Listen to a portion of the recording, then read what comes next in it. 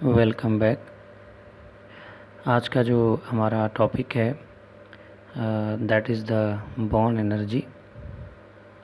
Born energy की अगर हम डेफिनेशन की बात करें तो हम कहते हैं कि in chemical reactions is due to the bonds being formed and broken. जब कभी भी केमिकल रिएक्शन होता है तो उस दौरान बॉन्ड बनते हैं और बॉन्ड्स टूटते हैं।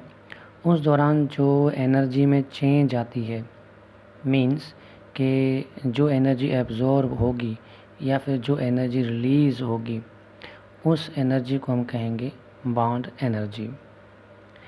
अब मिसाल के तौर पे अगर हम बात करें कि जब एक हाइड्रोजन का एटम दूसरे हाइड्रोजन के एटम के साथ कंबाइन होता है तो उस दौरान some amount of energy will be release. जब हाइड्रोजन और हाइड्रोजन आपस में कंबाइन होते हैं तो वो बनाते हैं सिंगल कोवेलेंट बॉन्ड, और उस दौरान जो एनर्जी की चेंज आती है दैट इज़ द वो वैल्यू है delta H minus 435 kilo joule per mole. ये वो एनर्जी है जब हाइड्रोजन का एटम दूसरे हाइड्रोजन के एटम के साथ कंबाइन हुआ है तो ये एनर्जी रिलीज़ हुई है।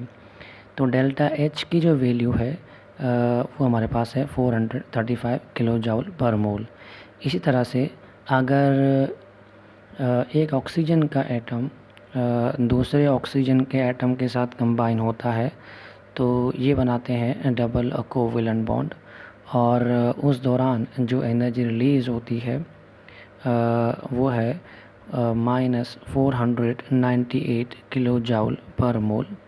तो यहाँ पर डेल्टा एच की वैल्यू यानी चेंज इन हीट और चेंज इन एंथैल्पी जो है वो है माइनस 498 किलो जाउल पर मोल। यानी जब कभी भी एक ऑक्सीजन का एटम दूसरे ऑक्सीजन के एटम के साथ कंबाइन होगा तो ये बनाएगा ऑक्सीजन का मालिक्यूल। तो उस दौरान जो एनर्जी रिलीज़ होगी उस एनर्जी को हम कहते हैं बॉर्न एनर्जी। सिमिलरली अगर आप किसी केमिकल बॉन्ड को ब्रेक करते हैं, मिसाल के तौर पे अगर आप हाइड्रोजन और हाइड्रोजन के दरमियान जो बॉन्ड यहाँ पर सिंगल कोवेलेंट बॉन्ड है, इस सिंगल कोवेलेंट बॉन्ड को अगर आप ब्रेक करेंगे तो आपको उतनी ही एनर्जी देनी पड़ेगी जितनी एनर्जी पहले रिलीज़ हुई है।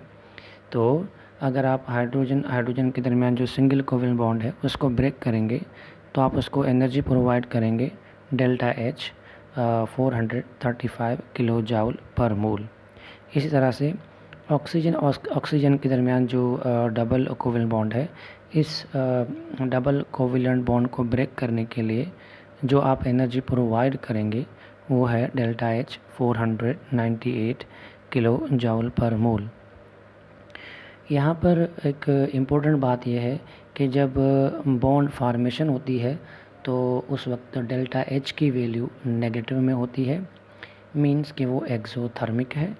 और जब किसी केमिकल बॉन्ड को ब्रेक करते हैं तो हम उसे एनर्जी सप्लाई करते हैं, प्रोवाइड करते हैं।